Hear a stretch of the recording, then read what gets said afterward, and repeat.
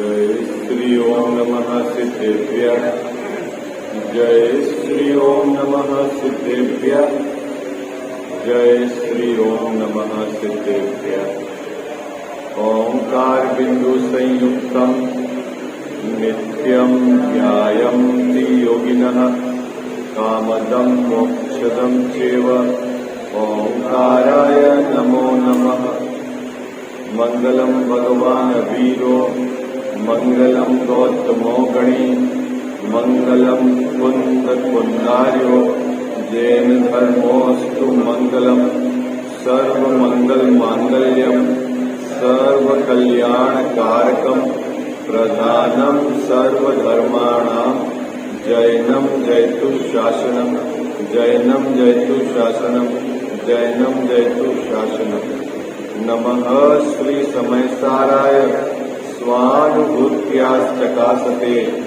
चित्स्वभावाय भावाय सर्वभावान्तरे चिदे वन्दितु संवसिद्धे ध्रुवचल मनोवम गतिम पत्ये मोक्षामि समय पाव मीणमूलुत केवली परिणम। इस भवतरु का मूलहित जानहु मिथ्या भाव नाको कर निर्मूल अब करिए मोक्ष करिए मोक्ष। जय बोलो देवशास्त्र गुरु की।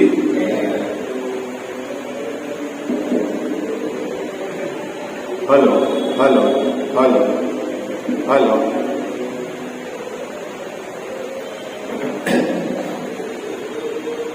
सातवां अधिकार मोक्ष मार्ग प्रकाशक ग्रंथ विराजमान है।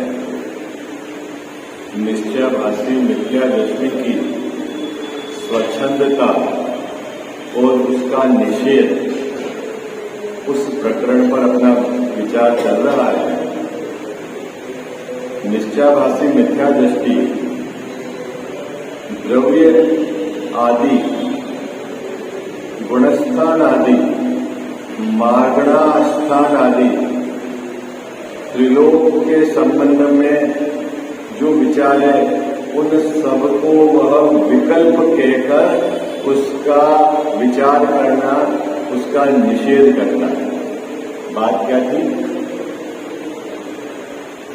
ये बात तो सही है कि भेद का विचार करेंगे तो विकल्प खड़े होंगे, लेकिन टोडरमल साहब ने उसका निषेध किस प्रकार से किया कि जब उपयोग अपने में स्थिर न रह पाए उस परिस्थिति में भेद विचार करना कार्यकारी है। ये कहना है उनका। क्या कहना है? जब उपयोग अपने में स्थित न रह पाए, शुद्धोपयोग की दशा न है, उस परिस्थिति में भेद विचार करना कार्यकारी है। ऐसा यहाँ टोडरमल साहब समझा रहे हैं। आप सर्वथा उसका निषेध करोगे, चाहे उपयोग स्थिर हो या न हो, तो ये आपकी जो मान्यता है ये विपरीत है और मिथ्या है। कारण क्या है?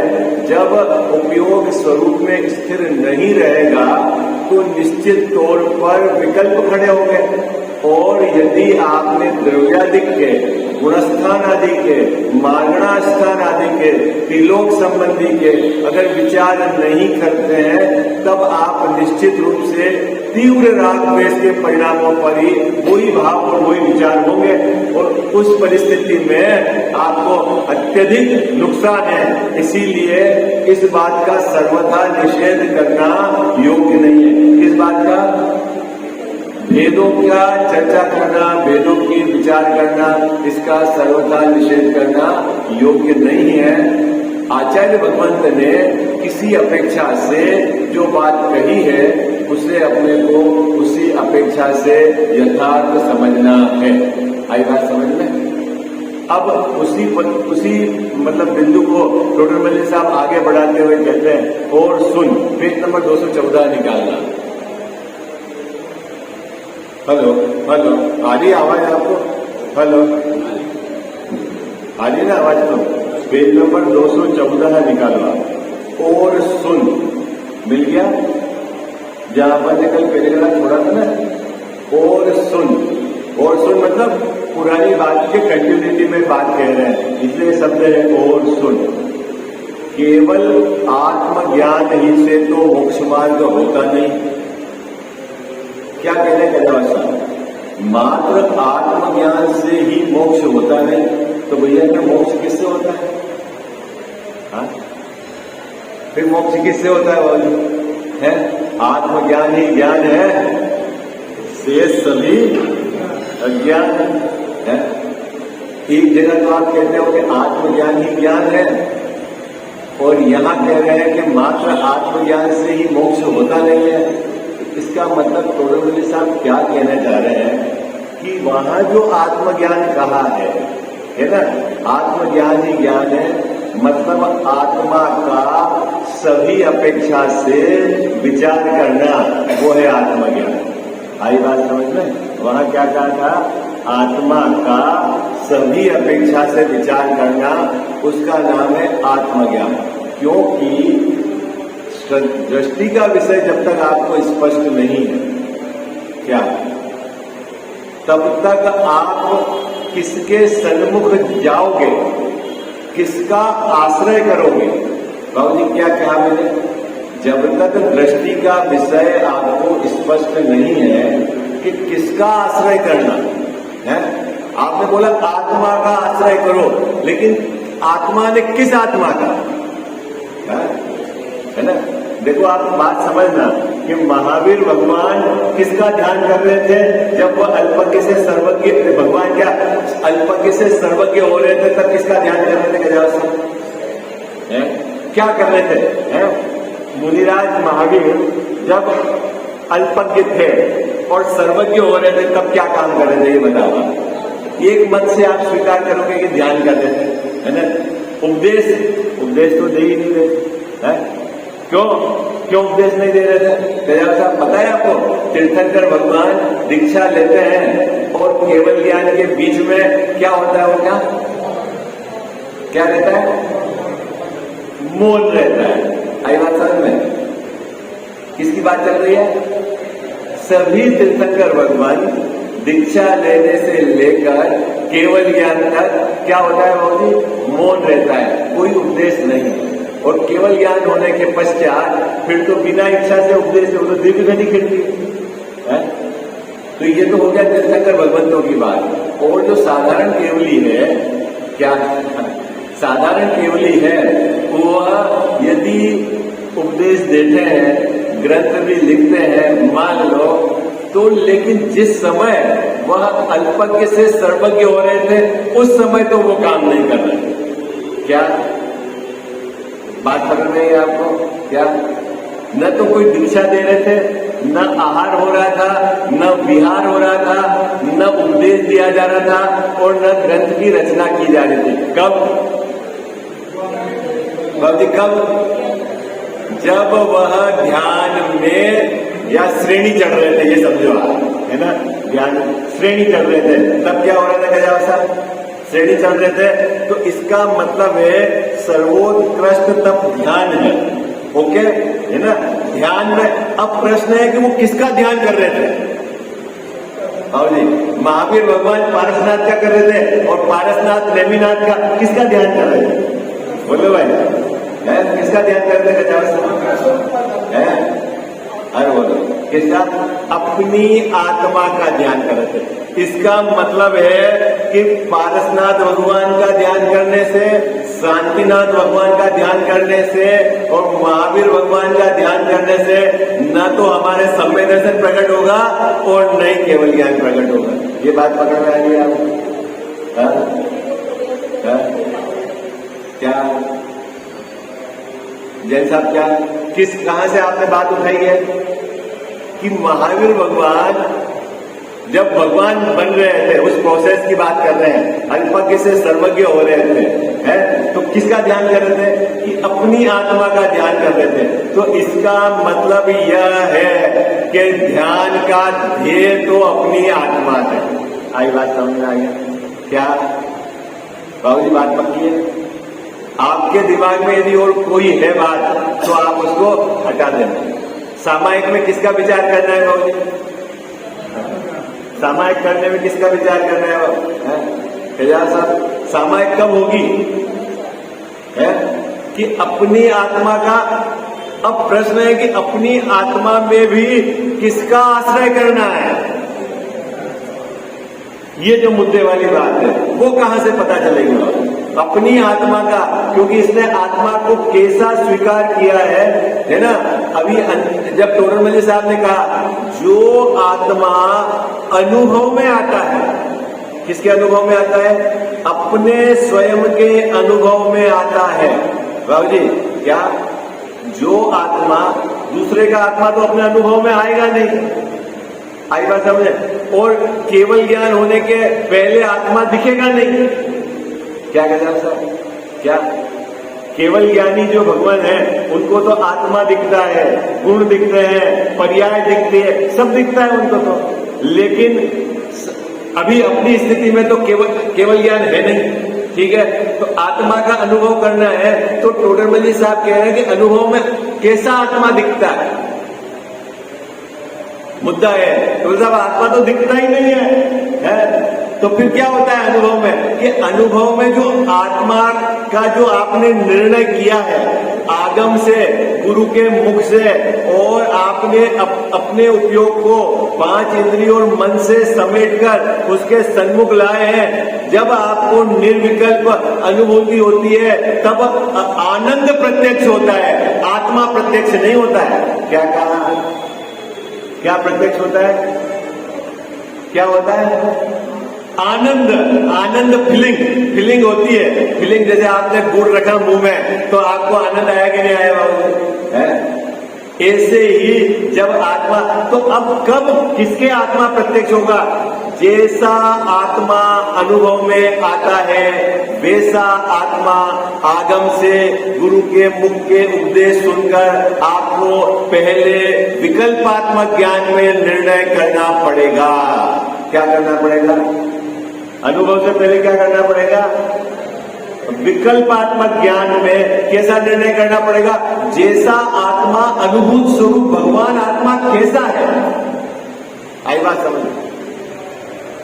तो उस बात को टोडरमल साहब कह रहे हैं कि मात्र आत्मज्ञान ही से कार्य मोक्ष मार्ग होता नहीं। मतलब आत्मा का ज्ञान करो, लेकिन कैसा आत्मा का ज्ञान? जब आप उसकी डिटेल में जाएंगे तो निश्चित तौर पर 7 तत्व का ज्ञान करना ही पड़ेगा।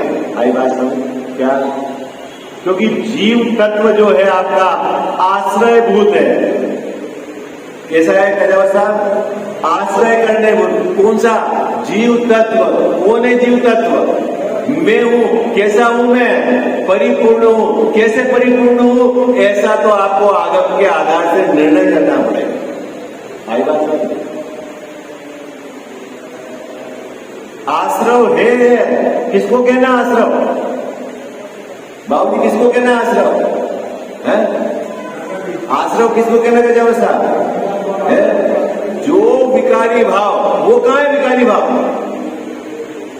कहां है आप विकारी भाव?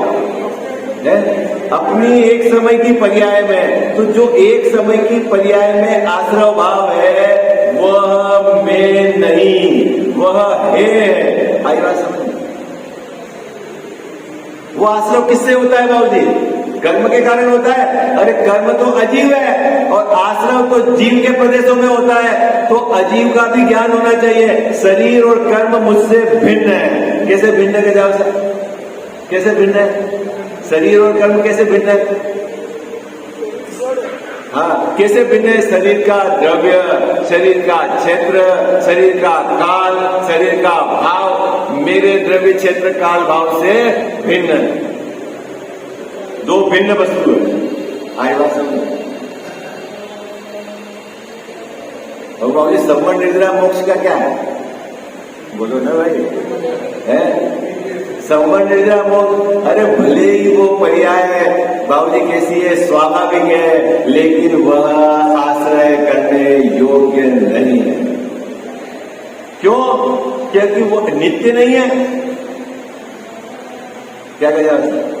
नित्य नहीं है।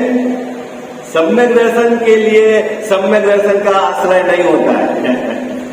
क्या मजेदार बात है ना? क्या अजय भैया, सम्यक दर्शन को सम्यक दर्शन का आश्रय नहीं होता है? किसका आश्रय होता है? सम्यक दर्शन वाली पर्याय का आश्रय किस पे है? त्रिकाली ध्रुव भगवान। तो जब तक आप इतना अच्छे से नहीं समझोगे तो किसका ध्यान करोगे ये बताओ। और जब आप असली ध्यान नहीं करोगे तो सम्यक दर्शन कैसे होगा? तो इसलिए टोडरमल्ली साहब कह रहे हैं सुन। क्या भैया? ये सुन मतलब आपको अलर्ट करने का शब्द है। सुन, क्या सुन? कि तू मात्र ये बैठा है कि मैं शुद्ध हूं, आत्मा शुद्ध है, ऐसा करने से तेरा काम हो जाएगा, तो तू धोखे में है। क्या कह रहे? क्या कह रहे? आत्मज्ञान ही से तो मोक्ष मार्ग नहीं होता। इसका अर्थ क्या करना है बाबू जी? अनात्म ज्ञान से मोक्ष मार्ग होता है? अरे वो बात नहीं है। क्या इसका अर्थ वो नहीं है? इसका अर्थ यह है कि जो आश्रयभूत करने वाला जीव तत्व है उसको बराबर तेरे को आगम से और गुरु के मुख से समझना पड़ेगा। आई बात समझ? तेरे को 7 तत्व समझने पड़ेंगे। जीव अजीव में अंतर क्या है ये समझना पड़ेगा। क्या कह जाओ सर? आश्रव बंध संवरण निर्जरा मोक्ष, उससे जीव न्यारा कैसे है ये समझना पड़ेगा। यद्यपि वो 5 पर्याय है। किसकी पर्याय है? जीव की ही पर्याय है, मेरी ही पर्याय है, लेकिन वो मुझसे भिन्न है। किस प्रकार भिन्न है ये समझना पड़ेगा। और तूने इस बात को उड़ा दिया तो टोडरमल्ली साहब कह रहे हैं कि तेरा काम नहीं होगा। क्या कह रहे हैं? सुन, केवल आत्मज्ञान ही से तो मोक्ष मार्ग होता नहीं। 7 तत्वों का श्रद्धान ज्ञान होने पर तथा रागादिक दूर करने पर मोक्ष मार्ग होगा। क्या कहा गया सर? क्या कहा? 7 तत्व का श्रद्धान करना। तो फिर 7 तत्व का श्रद्धान करना तो अब भेद हो गया ना बाबू जी? भेद हो गया। क्या कहा सर? पहले तो द्रव्य गुण पर्याय को अच्छे से समझो, भेद करके समझो। फिर जब स्वभाव का आश्रय करना है तब भेद को मिटा दो। ये तो प्रक्रिया है। अब न तो इसने स्वरूप को यथार्थ समझा और भेद तो विकल्प है, उसको उड़ा दिया। हाँ क्या बात है? भेद को उड़ा दिया। जैसे है ना, जैसा 2-3 भाइयों 3 भाई हो और पिताजी के पास बहुत संपत्ति हो, पिताजी बंटवारा कर दे, है ना? अंबानी के साथ हो रहा है ना, अंबानी भाई, धीरू भाई अंबानी 2 बेटों में बंटवारा करा कि ये 5 फैक्ट्री तेरी, 5 मकान तेरे, ये कंपनियां तेरी, ये तेरे और ये दूसरे के। तो पहले जानना कि नहीं जानना भेद करके कि क्या कंपनी मेरी है? बोलो, जानना कि नहीं जानना है? कौन से मकान बंगले मेरे, खजाव साहब जानना है कि नहीं जानना? ठीक है, जानना ना। तो ये जानना भेद करके जानना ना कि ये मेरा है और ये मेरा नहीं, है ना? ये मेरा है, ये मेरा नहीं। ये फैक्ट्री तो मेरी है और ये फैक्ट्री मेरी नहीं, ये भैया की। बंटवारा हो गया ना खजाव साहब? है, ये गोल्ड मेरा है और ये गोल्ड मेरा नहीं। ठीक है, और फटाफट। और यहाँ ही गड़बड़ है। लौकिक में तो फट से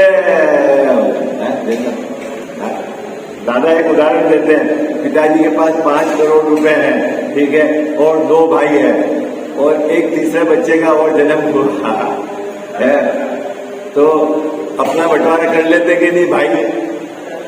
है अजंबिया कर लेते कि नहीं? खजाव साहब हो गया कि नहीं बंटवारा? कब हुआ बाबू जी? कब हुआ? बोलो भाई। इधर भाई पैदा हुआ और उन्होंने अपना हिस्सा कितना कर लिया? 2.5 करोड़ जो पहले थे वो उड़ा दिया। उड़ाया कि नहीं उड़ाया? है? तो यहाँ आचार्य भगवान कह रहे हैं कि पहले तू भेद से जान क्या तेरा है और क्या तेरा नहीं। लेकिन जब अनुभूति करना हो जब उस फिर बाद में बंटवारा हो गया ये भाई का और मेरा, अब मेरी कितनी संपत्ति, उसका जोड़ कैसे आएगा उसको बाबूजी? पहले भेद से उसने अपने को क्या कर दिया अलग, अब सबको मिलाकर ये इतने का मैं स्वामी हूं। आई बात सब गया सब है, ये तो है प्रक्रिया। अब जिसने प्रक्रिया ही उड़ा दी फिर वो काय का निर्णय करेगा बाबूजी? फिर उसको कैसे सम्यक दर्शन होगा? पहले तो क्या जैन साहब ये समझना पड़ेगा, ये आश्रव है, ये बंद है। कौन से भाव आश्रव है? ये जो विकारी भाव आश्रव है उसमें ठहरना बंद है। आई बात समझ में? और मैं इससे भिन्न हूं। अपनी संपत्ति का बंटवारा कैसे हुआ है? संपत्ति का बंटवारा कैसे हुआ कहते साहब? ये आश्रव, बंद, संवर, निद्रा, मोक्ष, ये भाव मैं नहीं हूं, मैं तो एक ज्ञायक हूं, जीव तत्व। आई बात, बंटवारा हो गया। फिर ये हो गया बाबूजी, उसके बाद जीव तत्व को ऊर्ध्व करना कि ये ही मैं हूं, उसके आधार से उसमें एकाग्र होना, ये तो है सम्यक दर्शन की विधि। अब जो ये करे ही नहीं तो वो क्या करे? मात्र आत्मज्ञान और मैं तो शुद्ध हूं, निश्चयवासी ऐसे बैठा है, तो वो तो सम्यक दर्शन होगा नहीं। इसलिए टोडरमल साहब क्या कह रहे हैं? 7 तत्वों का श्रद्धान ज्ञान होने पर तथा रागादिक दूर करने पर मोक्ष मार्ग होगा। क्या कहते हैं साहब? तेरी पर्याय से अनंतानुबंधी का अभाव होगा तब तेरे मोक्ष मार्ग प्रकट होगा। आई बात समझ में? कसाय का, राग का तो कोई अभाव हुआ ही नहीं जैसा, तो आप सम्यक दर्शन से हो जाता है, बिल्कुल अविनाभाव है। इधर सम्यक श्रद्धा सम्यक हुई, उधर चारित्र मोह की अनंतानुबंधी उड़ गई, चली गई। क्या अजय भैया है? सो 7 तत्वों के विशेष जानने को जीव अजीव के विशेष तथा कर्म के आश्रव बंधादि के विशेष अवश्य जानने योग्य है। क्या कह रहे हैं भैया? पहले तो तेरे को भेद करके 7 तत्व जानना है, जीव अजीव जानना है और जीव अजीव के विशेष जानना है। क्या कह रहे हैं? जीव अजीव जानना है और जीव अजीव के विशेष जानना है। अब जीव अजीव के विशेष क्या है ये बताओ आप? क्या है भैया, कनक भैया?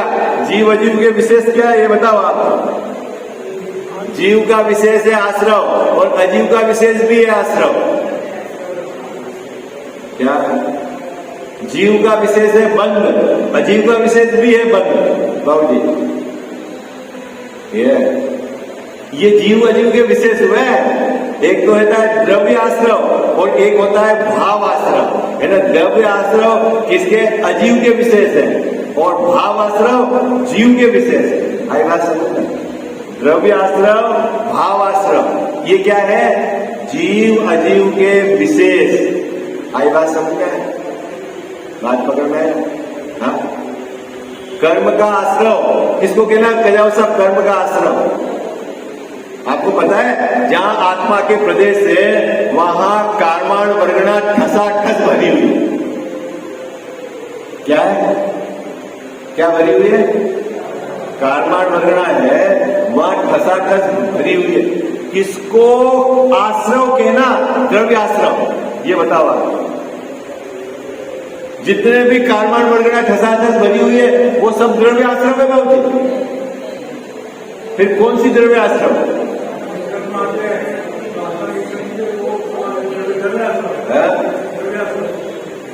किसको कहना द्रव्य आश्रम? अजित भैया। हाँ, अरे आत्मा में रुके हुए तो बहुत सारे हैं। रुके हुए मतलब अरे हाँ, वो मैं अभी आपको बताता हूँ। अभी बात चली द्रव्य आश्रम की, है ना? द्रव्य आश्रम किसको कहना? तो बोले आत्मा के एक प्रदेश में आ जाए। कार्माण वर्गणा कर्म रूप परिणामित होकर आत्मा के एक साथ एक प्रदेश में आ गए, लेकिन उसके पहले उस क्षेत्र में तो बहुत सारी कार्माण वर्गणा पड़ी हुई है। आई बात समझ में है? और उनका बंधना और बिछोड़ना वो काम चालू है।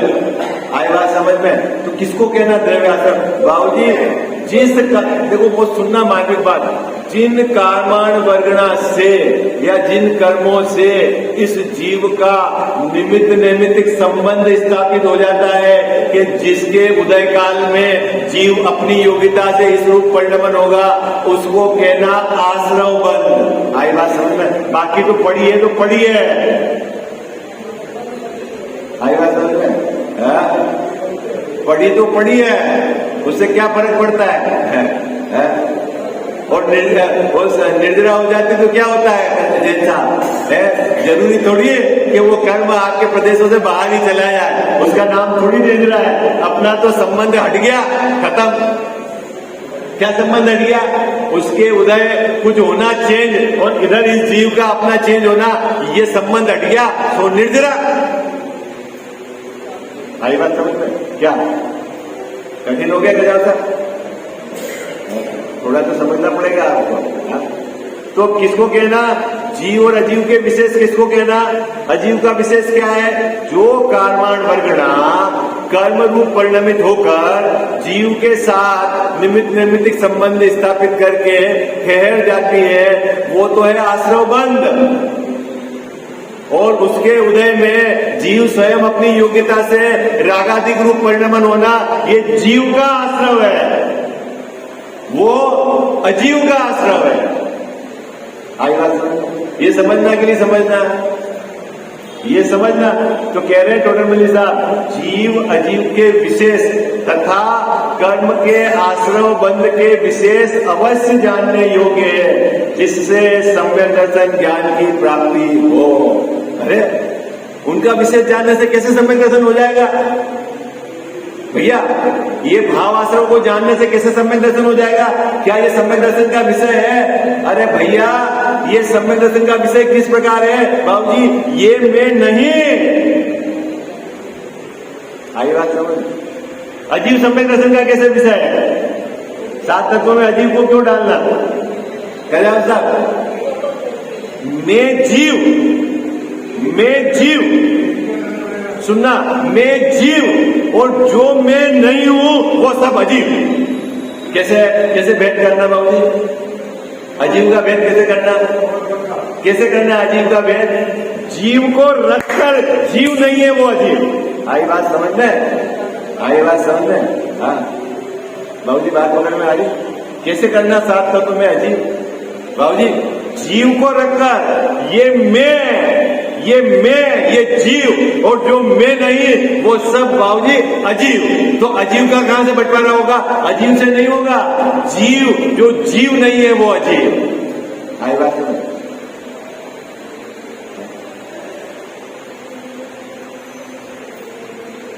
किधर?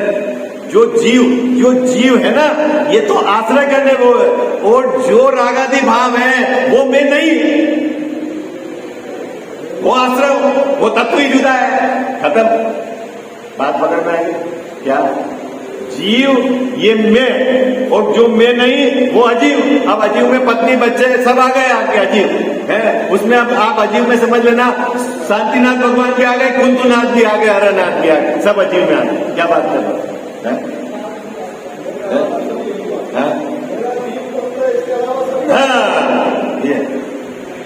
मैं जीव और बाकी सब अजीव, ठीक है।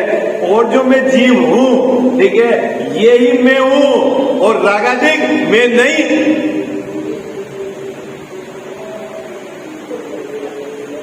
क्या कह जाए? सम्यक दर्शन होने के पश्चात जो है ना गुणस्थान बढ़ते हैं, उनके कैसे गुणस्थान बढ़ते हैं? उनकी पर्याय में भले ही शुद्धता का अंश विद्यमान है चौथे गुणस्थान से लेके ऊपर, लेकिन उनका श्रद्धा का श्रद्धे तो क्या है? एकमात्र भगवान आत्मा ही है। वो सौमन निद्रा मोक्ष भी मैं नहीं। क्यों नहीं?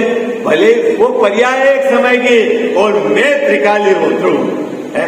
ऐसा जिसको ज्ञान हो उसके समय दर्शन होता है। आई बात पकड़ में आ गया आपको? अब इसमें 7 तत्व सीखना नहीं, है बाबूजी, बहुत सारी समस्या है। अब सीखना नहीं, समझना नहीं और अपने को बताना धर्मात्मा, तो हम तो अनुभव वाले हैं और वो सब विकल्प वाले हैं, वो सब विचार करने वाले विकल्प। हमको तो अनुभव है, और अनुभव बड़ा है कि विकल्प बड़े, ये बताओ कहीं का अनुभव है तेरे को, ये बता कहीं का अनुभव है? तो 7 तत्वों के संबंध में यथार्थ आगम के आधार से तू बता नहीं सकता, तेरा निर्णय नहीं है और तू अपने को अनुभव वाले कह रहा है।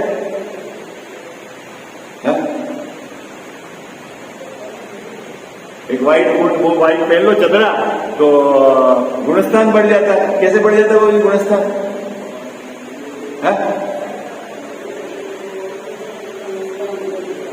समझो तो सही, 7 तत्वों के यथार्थ स्वरूप को समझो तो सही है। आपने तो उसका निषेध कर दिया, विकल्प करके उड़ा दिया उसको। जब तू भेद करके पहले समझेगा नहीं तो फिर अभेद कैसे करेगा? आचार्य भगवंतों ने कहा है मलेच को समझाने के लिए मलेच की भाषा, तुम वहां मलेच थोड़ी होना है। क्या बाबू, क्या उद्देश्य है वहां? अरे जिसने आत्मा को जाना नहीं, श्रद्धा का श्रद्धेय क्या है, ध्यान का ध्येय क्या है, दृष्टि का विषय क्या है, उसको समझाने के लिए भेद कल्पना है, 7 तत्वों की भेद करें। अब तूने तो उसको उड़ा दिया कि जानना नहीं क्योंकि ये विकल्प है, तो फिर तू किसका आश्रय करेगा? तो जानना कि नहीं जानना? जानना, लेकिन उसमें नहीं अटक जाना। आइए समझेगा जाना, जानना कि नहीं जानना? जानना। और जानने के बाद जब क्या करे, स्वरूप के सन्मुख जाए, तब बाबूजी सबको हटा देना। अभेद एक अपना त्रिकालीय ध्रुव वो ऊर्ध कर देना। बात समझ में आ गई? ये है प्रक्रिया। पश्चात उसके आगे और महा पश्चात रागादिक दूर करना है। देखो कितनी सुंदर बात कही टोडरमल साहब ने कि रागादिक कब दूर होंगे? पहले सम्यक दर्शन होगा। ये सम्यक दर्शन का तो उपाय योग्य करता नहीं और राग मिटाना चाहता है।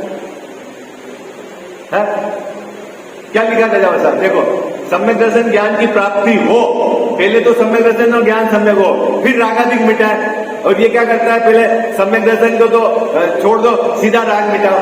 कैसे मिटेगा बाबूजी, कैसे मिटेगा? इस पंक्ति का अर्थ समझ में आ रहा है? ऊपर क्या लिखा है, पहले सम्यक दर्शन ज्ञान हो, पश्चात रागादिक दूर करना।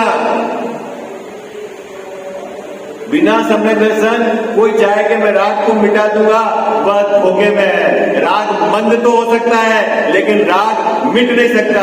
और सुनो गहराई की बात, राग मंद भी तू नहीं कर सकता। आई बात समझ? हाँ, जैसा राग मंद कर सकता हूं कि नहीं कर सकता हूं, ये बताओ आप। तू राग मंद का ज्ञान तो कर सकता है लेकिन राग मंद नहीं कर सकता। ये बात समझ?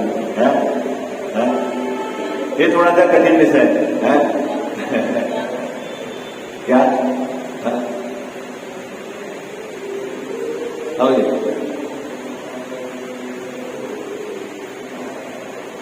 तेरे हाथ में क्या है? हाथ में है जैसा मेरे पास बहुत है। क्या ज्ञाता दृष्टा रह सकता हूं क्योंकि वही मेरा स्वभाव है, मैं कर नहीं सकता। मेरे अनादि से संसार परिभ्रमण का कारण ही यही है कि जो मैं नहीं कर सकता उसका मैं कर्ता बना हुआ हूं। बस मुद्दे वाली बात यह है। क्या अजय भैया, ज्ञाता दृष्टा हूं, मैं करता धरता नहीं हूं। मैं शरीर का कुछ नहीं कर सकता, मैं परद्रव्य का कुछ नहीं कर सकता, बच्चे का, बहू का, बेटे का कुछ नहीं कर सकता, अपने शरीर का नहीं कर सकता बाबूजी। फिर मैं अपनी पर्याय का मैं क्या जानू वो है, मैं जानू वो जैसा मेरी मर्जी से जानू। अरे छोड़ना तू, बोझा हटा वहां से। जिस समय जो ज्ञान का ज्ञेय होगा बाबूजी, उस समय वो ज्ञान का ज्ञेय होगा, उसको भी तू आगे पीछे नहीं कर सकता। क्या आप देखो मजेदार बात, एक एंगल है कि मैं अभी शुभ परिणाम करूंगा, बहुत मंद कसाय के परिणाम करूंगा, ठीक है, तो मैं स्वर्ग में चला जाऊंगा। ओके, ऐसा ही है ना? अब जगत के सब जीव यहाँ बैठ के सुख परिणाम करें, सब स्वर्ग में चले जाएंगे, फिर वहां स्वर्ग में जाएंगे तो वहां से क्या किसी को धक्का दे के हटोगे? वहां संख्या तो फिक्स है, वहां बात नहीं पकड़ में गया क्या? स्वर्ग की संख्या फिक्स है, तीर्थ की संख्या फिक्स है, नरक की संख्या फिक्स है। अब आप सब पुरुषार्थ करो, बोले अब तो सब स्वर्ग में चले जाएंगे। कौन सा मिथ्या पुरुषार्थ? तो फिर वहां जाओगे तो किसी को हटाओगे क्या जल्दी? जल्दी अभी है एक और वो चलता है ना, अकाल मृत्यु का, अकाल कि मर जाएंगे, यहां से मर जाए, वो तो हमारे हाथ में है ना। अरे बोलो, मरना अपने हाथ में नहीं है? अरे हाँ जी है ना जी, भैया हाथ में है कि नहीं है? अभी यहाँ मर जाओ और आगे से मान लो आपको जाना है नरक में, और वहां नागी की आयु पूरी नहीं हुई है, तो उसको कौन धक्का देके बाहर निकालेगा?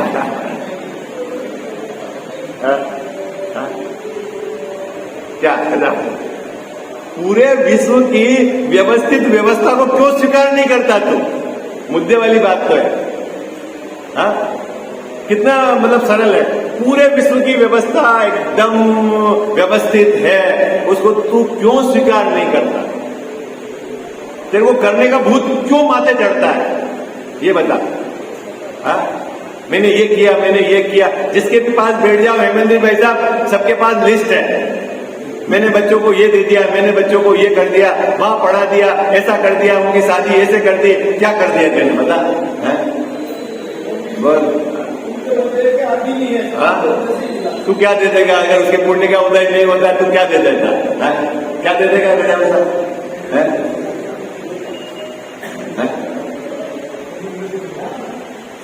तो तूने क्या करा है?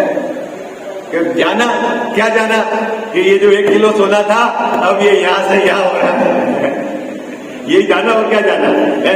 वो तो अभी तो देने की बात, उस सोने का परिणाम भी स्वतंत्र है बाबू जी। आई बात समझ? वो क्षेत्र से क्षेत्रांतर अपनी योग्यता से होता है, तू ले जाके नहीं छोड़ सकता। क्या बात करते हो? लोकर से सोना में सुनार के यहाँ जाके नहीं दे सकता हूं? जैन साहब, कौन ले जाता है? सोना स्वयं जाता है। क्या बात करते हो? तू नहीं ले जाता है? अगर तेरे को लाने के हो तो तेरा भाव तो ऐसा है कि 3 लोग के अंदर जो भी सोना है सब अपने पास हो। कहाँ आता है? आता है क्या तेरा से? उसके जाने का काल होगा, जाएगा, उस समय तेरे उस तरह के विकल्प आने का काम होगा, आएगा, और मिथ्यात्व के जीवन में तू कर्ता बनेगा। उस समय उसके निमित्त से कर्म बनना होगा, वो स्वयं में कर्म बनेंगे, तेरे अनंत संसार में रुलने का होगा। जिसको अनंत संसार में रुलना है उसको ये बात सीधी समझ में नहीं आएगी। सीधी बात क्या है? उसको पीछे से वो कसाई जोर मारेगी, हो करते आएगा। व्यवस्थित व्यवस्था इसके समझ में नहीं आएगी, खत्म। क्यों समझ में नहीं आएगी बाबू जी? उनको संसार में बोलना ही। अभी देखो कि महावीर वो आदिनाथ भगवान के समोसरण में ये घोषणा हो गई थी कि 24वें तीर्थंकर होगा मारिस का जी। क्या बात? 24 तीर्थंकर का काल कितना है? पहले तीर्थंकर के काल से 24 तीर्थंकर का काल एक कूड़ा कोड़ी सागर। ठीक है, अब इस जीव को एक कूड़ा कोड़ी सागर रगड़ना है। अब जिस जीव को एक कूड़ा कोड़ी सागर रगड़ना है वो तीर्थंकर भगवान की वाणी का विरोध नहीं करेगा तो एक कूड़ा कोड़ी सागर कैसे रगड़ेगा? आई बात समझ में? क्या अगर वो मान लेता तो फिर एक कूड़ा कोड़ी सागर की क्या बात है? वो तो उसका रगड़ना ही है। रगड़ेगा तो दुकान का विरोध होता है। अब जिसको संसार में रखना है वही कहेगा कि नहीं पुण्य से धर्म होता है, कोई बात नहीं। अब जिसके रखना है वो मानेगा, क्या करना है? क्योंकि वो मेरी बात का विरोध नहीं कर रहा है। किसका विरोध कर रहा है? केवली भगवान का विरोध कर रहा है। जो काम मालिक ने किया था वो काम अब ये कर रहा है। आई बात समझ में? क्या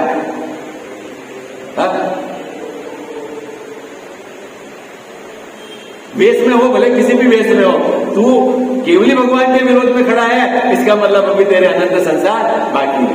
अभी बहुत रखना है। तो साहब कब वो सुधरेगा? मारीच का जीव कब मोक्ष मार्ग में लगा?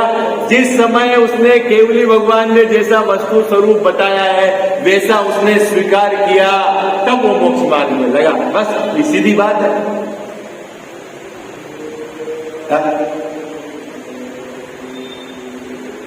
दादा एक बहुत उदाहरण देते थे कि वो जो ना क्या बोलते हैं अपने समूह शरण में भावमंडल में बाबूजी 7-7 भाव दिख जाते हैं, है ना? किसके? जिसके 7 होंगे 7 दिख जाएंगे, ठीक है। जिसके कम होंगे कम दिखेंगे। वो अभी आपको कितने दिख सकते हैं वो जाने दो। पूर्व के तो 3 दिखेंगे ही दिखेंगे, उसके तो कोई चक्कर नहीं। वर्तमान जो है वो दिखेंगे। और 1 भाव वाले को 1 आगे का दिख जाएगा, 2 भाव वाले को 2 दिख जाएंगे, 3 भाव वाले को 3 दिख जाएंगे। आई बात। लेकिन एक बात बताऊं जैन साहब, जो आयु का बंद होता है ना वो सिर्फ 1 भाव के पहले ही होता है। आया ना समझ? जैसे इस भाव में अगली भाव का आयु का बंद होता है, उसके आगे वो एक आयु का बंद है ना, वो कब होता है ना? इस आयु के त्रिभाग में होता है। लेकिन किसका अगली आयु बंधेगी, उसके अगली आयु अभी कोई नक्की नहीं, वो अगले भाव में बंधेगी। लेकिन अब जब तीर्थंकर भगवान के भावमंडल में आपको आगे के भाव दिख जाते हैं, इसका मतलब है वो भाव तो नक्की हो गया, आयु तो बंदी नहीं है, भाव तो नक्की हो गया। अरे बात पकड़ में आई है आपको? हाँ जी है ना जी, क्या कह रहे सब? आयु बंदी नहीं है लेकिन भाव तो नक्की हो गया ना। अभी मान लो किसी जीव ने तीर्थंकर भगवान के समूह शरण में गया, अभी तो उसको अभी वर्तमान भाव तो दिखा, और उसको आगे के तीसरे भाव में उसको ऐसा लगा, मतलब दिखा कि मेरे को दूसरा नरक जाना है, और किसी जीव को लगा कि मेरे को दूसरा स्वर्ग जाना है, ठीक है। अभी आयु नहीं बनती है। आयु कब बनेगी? 1 भाव के बाद उसके अगले भाव में आयु बनेगी। अब जाना नरक और स्वर्ग तो नक्की है। अरे बोलो, ये तो नक्की है कि नहीं है बाबूजी? नक्की है कि नहीं है? किसके आधार से नक्की है? केवली भगवान ने देखा इसलिए नक्की है ना, उसके क्रमबद्ध में ऐसा ही नक्की है। आई बात है, केवली भगवान ने तो देखा है। आई बात समझ में? क्या केवली भगवान के क्या वो है?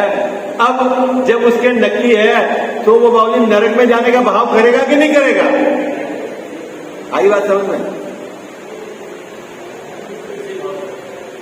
और जो स्वर्ग में जाएगा वो कैसे भाव करेगा? है? किसको ये बात समझ में आएगी बाबू 7 तत्व के संबंध में? है? जिसके सुलझना है वो समझेगा, और जिसको उलझना है अभी वो उलझेगा। और बहुत तो ऐसे हैं कि यहाँ आकर भी जबरदस्ती अपने अभिप्राय को पुष्ट करके जिनवाणी का गलत अर्थ करते हैं, अभी उनको और उलझना है। आई बात समझ?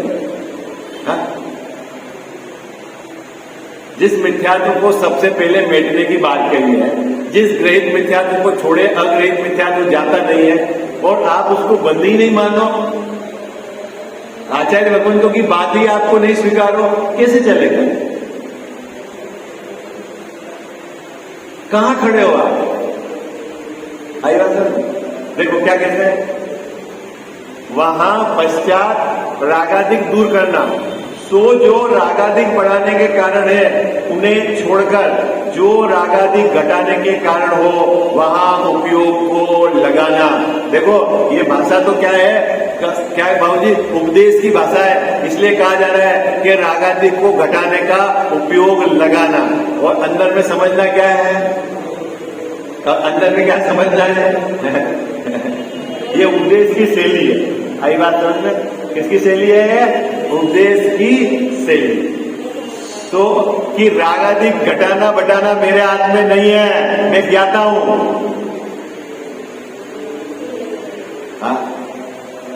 तू ज्ञाता को पकड़ के बैठ जा, ऑटोमेटिक वो कौन स्वीकार करेगा अपने को ज्ञाता? जिसका अनंत संसार नहीं बाकी है वही अपने को ज्ञाता स्वीकार करेगा। आई बात समझ?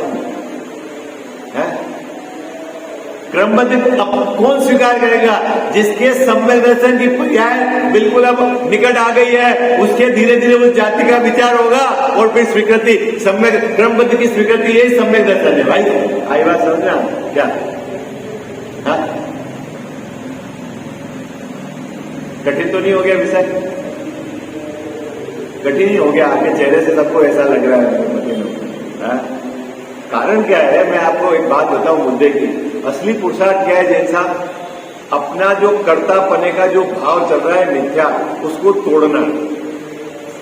और ये जीव के जब भी कर्ता पने के भाव पे चोट पड़ती है, ये छटपट से छटपटा जाता है। तूने मंदिर का कुछ नहीं किया, तूने समाज का कुछ नहीं किया, तेने परिवार का कुछ नहीं किया। अगर कोई बोल भी देवे परिवार में तेने कुछ नहीं किया, तो ये ऐसा वो क्या जानता है हमने क्या किया है? क्या किया तेने? बोलो क्या किया? मात्र मिथ्याकर्ता का अहंकार तेरे को बना रहा, बाकी कुछ किया क्या तेने? वो तोड़ना नहीं चाहता। इसलिए आचार्य देव को एक इतना बड़ा अधिकार लिखना पड़ा कर्ता करने का। क्या जी? और लिखने के बाद भी पूरा नहीं हुआ तो सर्वविशुद्ध ज्ञान अधिकार लिखना पड़ा। आई बात क्या? सबसे बड़ी समस्या है क्या? मैं शरीर नहीं हूं, है ये मेरा नहीं है, ये तो इसके कर्तापन के बाद में मैंने कुछ नहीं किया। जैसा कुछ नहीं किया आपने? बच्चे को अच्छी जगह नहीं पढ़ाया, नहीं किया, उसको बड़ा नहीं किया, क्या? अरे बोलो ना। देखो, एक अपनी भाषा में लेना, भाषा में आ जाना जुदी बात है, और अंदर में स्वीकार करना जुदी बात है। काम अंदर से होगा, बोलने से नहीं होगा। बोलते तो अपन है द्रव्य कर्म नो कर्म भाव कर्म से भिन्न हो, अंदर में मानते क्या हो उसकी बात करो आप। क्या है? मानते क्या हो ये बात करो। अपने को है मानना पड़ेगा, लेकिन अपन क्या मानते हैं इसकी बात करो। जब मानेंगे तभी छूटेंगे, लेकिन मानते क्या है ये बताओ। और ताकत वहीं लगानी है अपने को। ताकत क्या लगानी है बाबूजी? हाँ, उसको कहते हैं असली पुरुषार्थ। धर्म के नाम पर असली पुरुषार्थ क्या है कनक भैया? वस्तु स्वरूप के अनुसार अपने श्रद्धा ज्ञान को पहले आगम के आधार से निर्णय में बिठाना, इसको कहते हैं असली पुरुषार्थ। इसने पुरुषार्थ मान लिया, जय जयनाथ परम गुरु होए, माला गिननी, जाप करना। अरे ये काम तो भव में किए तुमने, कोई नया कुछ नहीं किया साहब जी। मकान तो भव में बनाया है, अपने लिए भी बनाया और बच्चों के लिए भी बनाया है, कोई दम वाली बात नहीं है। आई बात समझ? क्या नहीं किया तूने भव में? अच्छा साहब, मकान बनाया भी है, घर भी छोड़ा है भव में। आई बात समझना? घर भी बनाया है भव में और घर भी छोड़ा है भव में, लेकिन काम नहीं हुआ, क्योंकि उस समय घर बनाने का कर्ता बना और घर छोड़ने का कर्ता रहा, लेकिन कभी भी अकर्ता ज्ञायक स्वभाव उसको इसने स्वीकार नहीं किया। ये मुद्दे वाली बात है। क्या क्या साहब? क्योंकि आप बोले ना मुनिव्रत धार अनंत बात, किसने धारण किया मुनिव्रत? और जब मुनिव्रत लिया तो घर छोड़ा कि नहीं छोड़ा है? 28 मूल पाले कि नहीं पाले? लेकिन क्या गड़बड़ी रही जैन साहब? मैंने घर छोड़ दिया, जैसे घर मैंने घर रख रखा था। आई बात है? कर्ता बना रहा। मुद्दा यह है, ये कर्ता पने का भूत जब तक इस जीव को नहीं उतरेगा तब तक ये सहज नहीं होगा, और जब तक ये सहज नहीं होगा तब तक इसकी परिणति में धर्म प्रकट नहीं होगा। आई बात समझ में आई? क्या विशेष चर्चा पर करते हैं।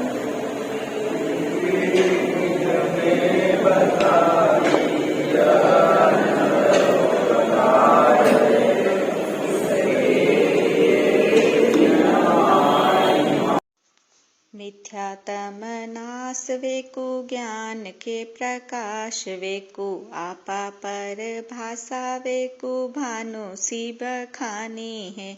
छहु द्रव्य जान वेकु बंध विधि भान वेकु स्वपर पिछान वेकु परम प्रमाणी है।